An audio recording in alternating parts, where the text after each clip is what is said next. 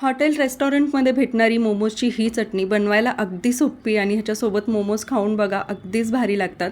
तर काय करायचं आहे, मी 2 चमचे तेल घेतलेलं आहे पॅनमध्ये.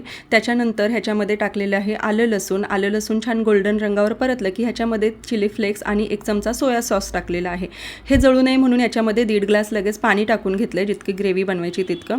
त्यानंतर याच्यामध्ये 1 छोटा चमचा कश्मीरी लाल तिखट टाकलेला आहे, मीठ टाकायचे, छोटा चमचा साखर टाकलेली आहे, 1 ते 2 चमचे मी शेजवान चटणी टाकलेली आहे, 1-2 चमचे टोमॅटो केचप टाकलेला आहे आणि 1 चमचा व्हिनेगर टाकलेला आहे. आणि छान मिक्स करून ना उकळवून घ्यायचं, 1-5 मिनटं ही चटणी शिजवून घ्यायची. त्यानंतर याच्यामध्ये मी थोडीशी कांद्याची पात घातली, पुन्हा 2-3 मिनटं उकळून घेतलं आहे आणि नंतर गॅस बंद करून ह्याच्यामध्ये मी कोथिंबीर आणि सफेद तीळ टाकलेले आहेत. अगदी भारी लागतात त्याच्यासोबत मोमोज. नक्की बनवून बघा आणि रेसिपी आवडली तर लाईक करा, शेअर करा आणि माझ्या चॅनलला सबस्क्राईब करायला विसरू नका. बाय.